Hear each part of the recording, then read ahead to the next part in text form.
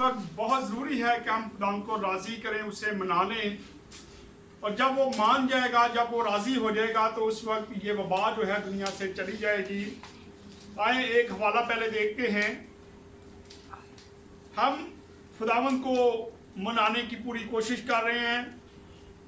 जैसा कि आप हर रोज़ देखते हैं, हमारे बाजुओं पे वाइट पट्टियाँ हैं, चर्च की छत पे हमने वाइट झंडा लहराया हुआ है, और बहुत सारे कलीसिया के मेंबरान हैं जिनके घरों की छतों पर भी वाइट झंडे लहरा रहे हैं। मैं उन सब का शुक्रगुजार हूँ जो इस कलाम को सुनते हैं और उस पर अमल करते हैं। आप लोगों से भी मेरी गुजारिश है कि खुदावंद को मनाएं, क्योंकि खुदावंद नाराज़ है। जब वो राज़ी होगा तो उस वक्त ये वबा दुनिया से जाती रहेगी। सो आए खुदावंद के ज़िंदा कलाम में ज़रा देखते हैं। यशाया 27 बाब और उसकी 5 आयत को मैं पढ़ने लगा हूँ। काफ़ी दिनों के बाद इस हवाले को मैं दोबारा से पढ़ने लगा हूँ। यहाँ पे लिखा है, पर अगर कोई मेरी तवानाई का दामन पकड़े तो मुझसे सुलह करे। हाँ, वो मुझसे सुलह करे। खुदावंद के जिंदा कलाम का पढ़ा और सुना जाना हम सब के लिए बरकत का वसीला बने। आमीन। खुदावंद का शुक्र हो। यहाँ हम देखते हैं खुदावंद के जिंदा कलाम में लिखा है कि अगर कोई मेरी तवानाई का दामन पकड़े, थाम ले, मान जाए कि मैं ताकतवर हूँ, तो वो मेरे साथ सुलह करे। हाँ, मैं उससे कहता हूँ कि वो मेरे साथ सुलह करे। तो बहुत ज़रूरी है कि इस वक्त खुदा हमसे नाराज़ हो गया है। हमारी अपनी गलतियों की वजह से हमारी कुछ खताएं थी, हमारे रास्ते ठीक नहीं थे, हमारी रवशें ठीक नहीं थी, इसलिए खुदा नाराज़ हुआ। सो हमें बहुत ज़रूरी है कि हम सब मुतफिक होके उसके कदमों में आएँ, उसे पुकारें, उसे कहें कि खुदावंद हम तेरी तवानाई को मानते हैं, तू ही खुदा है, तू ही वाहिद खुदा है, और कोई दुनिया में ऐसी हस्ती नहीं है जो इस वबा को ख़त्म कर सकती है। सो खुदावंद हम तुझे ही मानते हैं, तू हमें माफ़ कर दे, हमारी गलतियों को माफ़ कर दे और इस वबा को इस दुनिया से ख़त्म कर दे। आए एक और हवाला ज़रा देखते हैं। मेरे साथ निकालें मिलाकी नबी की किताब, पहला बाब और उसकी 6 से पढ़ेंगे। 979 पेज नंबर है। जिन लोगों के पास बाइबल है वो अपनी बाइबल को खोलें। यहाँ पे लिखा है, रब्बुल फाज तुमको फरमाता है, ऐ मेरे नाम की तहकीर करने वाले कहनों, बेटा अपने बाप की और नौकर अपने आका की ताज़ीम करता है। बस अगर मैं बाप हूँ तो मेरी इज्जत कहाँ है, और अगर आका हूँ तो मेरा खौफ कहाँ है। पर तुम कहते हो हमने किस बात में तेरे नाम की तहकीर की है। यहाँ पे खुदा का कलाम बताता है, लिखा है रब्बुल फाज, खुदा खुद फरमाता है, लिखा है रब्बुल फाज तुमको फरमाता है, ऐ मेरे नाम की तहकीर करने वाले कहनों। खुदावंद कहता है, तुम जो काहन हो, तुम जो पास्टर हो, तुम जो बिशप हो, तुमने मेरे नाम की क्या कर दी है, तहकीर कर दी है। रब्बुल फाज फरमाता है कि ऐ कहनो, तुमने मेरे नाम की तहकीर की है, तुमने मेरे नाम की बेइज्जती की है, तुम मेरे नाम से कहलाते हो लेकिन तुम्हारे काम जो हैं वो ठीक नहीं है, इसलिए तुम मेरे नाम की बेइज्जती कर रहे हो, तुम मेरे नाम की तहकीर कर रहे हो, तुम मेरे नाम को बिगाड़ रहे हो, और तुम अपनी रवशों से, अपने कामों से ये सारे काम कर रहे हो। खुदा का कलाम फरमाता है, ऐ कहनो तुम मेरे नाम की तहकीर कर रहे हो। और लिखा है, बेटा अपने बाप की और नौकर अपने आका की ताज़ीम करता है। और बेटे का जिक्र आता है कि हर बेटा अपने बाप की ताज़ीम करता है, उसके ताबेदारी करता है। बहुत कम लोग नाफरमान निकलते हैं, बच्चे नाफरमान निकलते हैं, और नौकर जो है वो अपने मालिक की ताज़ीम करता है। और खुदावंद को हम अपना बाप भी कहते हैं, अपना मालिक भी कहते हैं। इसलिए आगे हम पढ़ें तो लिखा है, बस अगर मैं बाप हूं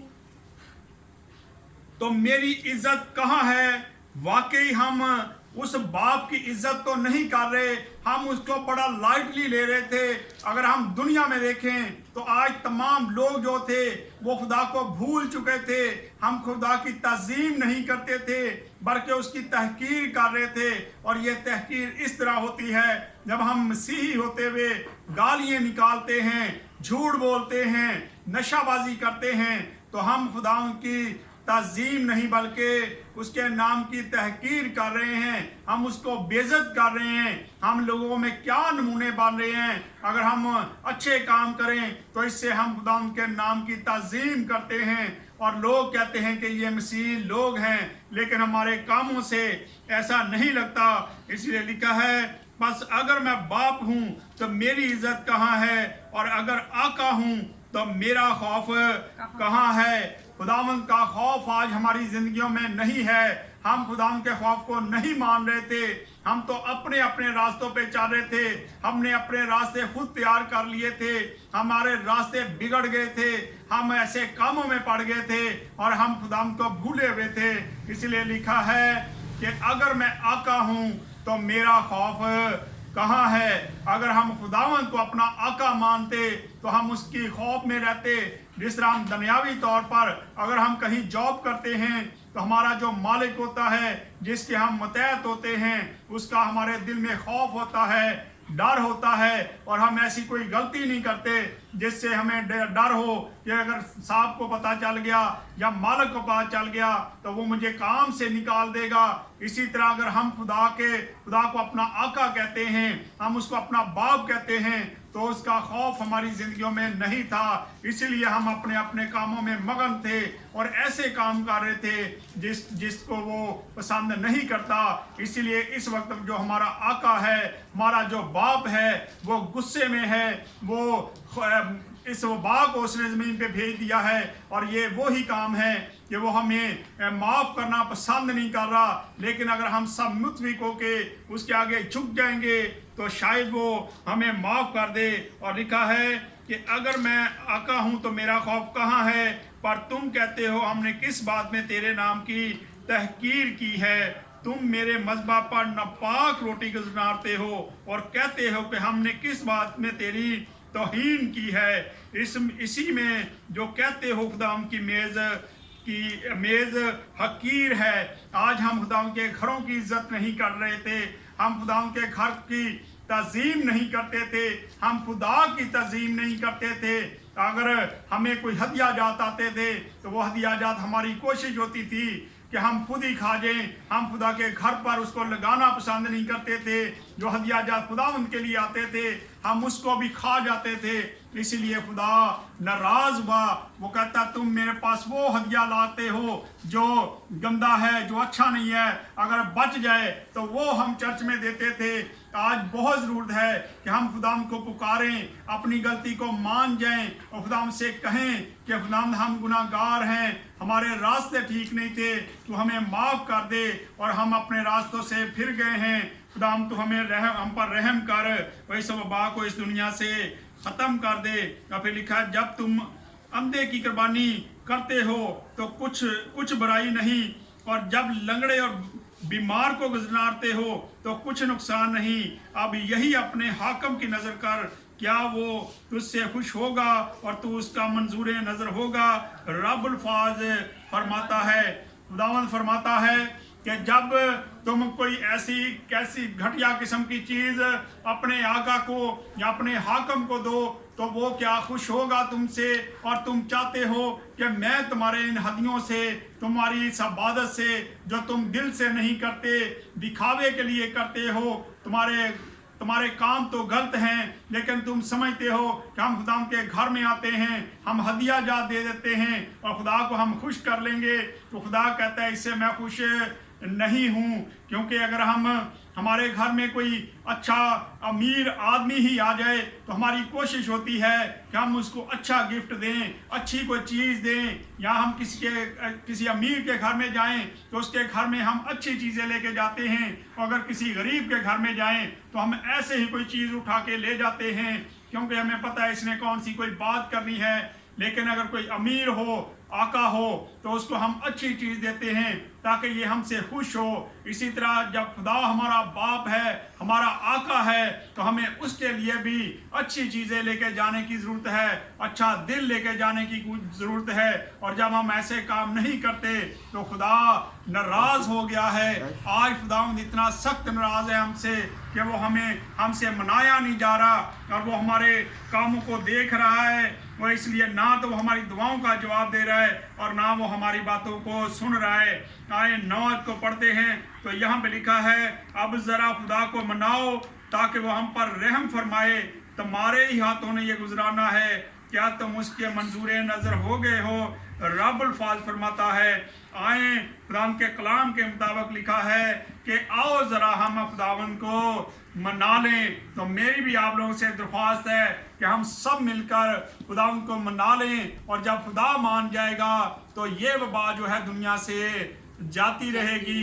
ये उसकी तंबीह है, वो तंबीह कर रहा है कि तुम मेरे घर में आते थे और तुम हदिया जा ठीक नहीं लेके आते थे। वो हमारे दिलों को मांगता है और हमारे दिल कहीं और होते थे, और खुद हम चर्च में बैठे होते थे। खुदा को ऐसे हदिये, ऐसे नजराने पसंद नहीं है, इसलिए खुदा हमें पसंद नहीं कर रहा था। इसलिए खुदा ने हमें ये वबा से परेशान कर दिया है। और फिर 11 आयत में लिखा है, काश कि तुम में कोई ऐसा होता जो दरवाजे बंद करता और तुम मेरे मज़बा पर अबस आग ना जलाते। रब फाज फरमाता है, मैं तुमसे खुश नहीं हूँ और तुम्हारे हाथ का हदिया हरगिज़ कबूल ना करूँगा।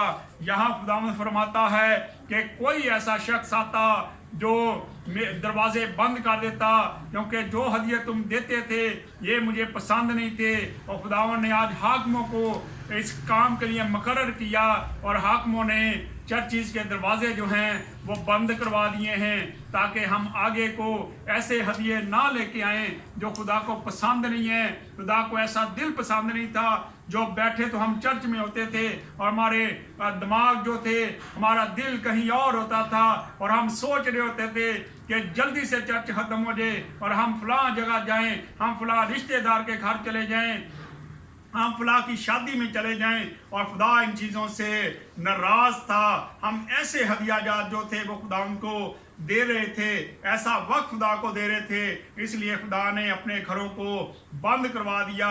यहाँ पे अगर 11 आयत को दोबारा से पढ़ लें तो यहाँ पे साफ खुदा फरमाता है, क्योंकि अब 10 में, काश कि तुम में कोई ऐसा होता जो दरवाजे बंद करता और तुम मेरे मज़बा पर अबस आग ना जलाते। खुदावन ने अपने दरवाजे जो हैं वो बंद करवा दिए हैं चर्चिज़ के, और आज चर्चिज़ में कोई इबादत नहीं हो रही, कोई हदियाजात नहीं आ रहे, कोई नजराने नहीं गुजारने जा रहे, क्योंकि तुम्हारे हम खुदावन कहता है कि इन नजरानों से, इन हदियों से मुझे नफरत है। और खुदावंद आज इतना गज़बनाक हो गया है कि खुदावंद ने ये वबा दुनिया में भेज दी है। आए मेरे साथ मिल के पुकारे खुदावंद को, और खुदावंद को कहें कि खुदावंद हमारे गुनाहों को माफ़ कर दे। और खुदावंद हमें जब माफ़ कर देगा तो फिर खुदावंद हमारे चर्चिज़ को भी खोलने की इजाज़त हमें मिल जाएगी। और खुदावंद जब राज़ी हो जाएगा तो ये वायरस जो है दुनिया से जाता रहेगा। बहुत ज़रूरी है कि हम अपनी रवशों को, अपने कामों को दुरुस्त करें और खुदावंद की तंबीह को मान जाएं, ताकि खुदावंद हमें माफ़ कर दे और हमारे गुनाहों को माफ़ करे और इस वबा को इस दुनिया से ख़त्म कर दे। आए खुदावंद इस कलाम के वसीला से खुदावंद हम सबको बरकत दे। आए अपने सरों को झुकाएंगे और दुआ करेंगे।